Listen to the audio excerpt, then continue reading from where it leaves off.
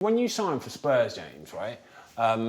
Obviously, you were very aware that Harry Kane was kind of there were links with him getting moved all over the place. Was that a worry at first when you were signing, thinking, well, I hope he stays? You weigh up, don't you? You weigh up the positives and the negatives of the clubs that are interested, and obviously Tottenham. One of the positives was Harry Kane being the number 9 because, in my opinion, he's the best number 9 in the world. Yeah. In terms of just everything, and I think he's showing that now. Like he's in a top Bayern team, and it's ridiculous his numbers and it's every game he just scores. It's ridiculous. I'm not naive. I knew there was a chance that he might leave because there was a lot of talk. It's not something that I'd ever go up to Harry Kane and say, "Well, are you leaving or not?" Because I understand this. You'll understand when you're in a club or you're in international or whatever, and people are touted with moves and there's a lot of talk going on. The last thing they want is people badgering them as well as the stuff that goes on in the media. Leave that to the media to do that. Yeah, exactly. Yeah. Me and Harry had chats, like little chats on England camps and stuff to get a feel. I think Harry would have been happy to stay as well, and because obviously he's so close to the Premier League goal scoring record, and then I think he would have been on a free. So the feeling I got from what I thought was that he was actually kind of happy either way. Yeah. So yeah, I had a decision to make, and listen, like I said, I knew there was a chance he would move on, and I'm really happy for him to go to a top club like that. Did I want him to stay? Of course I did, because he's so good. I can see him going out there to Germany, smashing it like he's doing it, winning a few things for 2 or 3 years, and then coming back.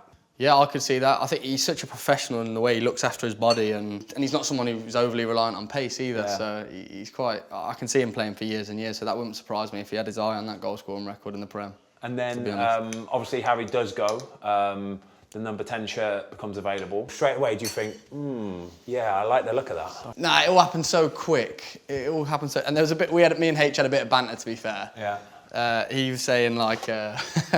About because I was wearing number 71 in pre-season. Yeah. And like I was getting a bit of stick for it. Why 71?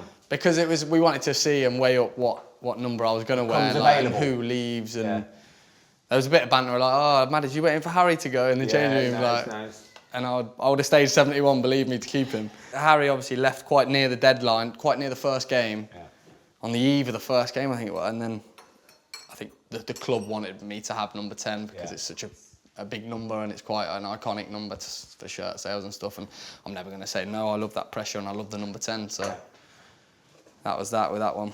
Does that not give you like any sort of nerves or whatsoever? Do you know what I mean? The great Harry Kane's leaving and you're like, oh man, I've got some big boots to fill here. There's situations in life where I get nervous. It's doing stuff for my children, first tee on a golf course. That's the worst, mate. That's the worst of everything. That's the worst of everything. You should have seen on my golf day. I don't know, with that one, I love that pressure. I know that's something I'm at my best. So we played Brentford and it was the first game, and I remember there was a bit of a thing in the media about me taking the number 10 shirt kind of thing, and I just couldn't wait for the game. You didn't really have a chance to think about wearing that 10 shirt then. It was sort of you're having it, so just deal with it and get on with it. Yeah, more might have been made of it if there was more time, I don't know, but yeah, I just absolutely loved it, and I played really well in that first game. Got off to a good start. Yeah, I got a couple of assists and played really well, so I put that to bed pretty quickly, I think. Good that, mate. Good brew. Good brew that, mate. I can tell you, big smile, big cheesy smile.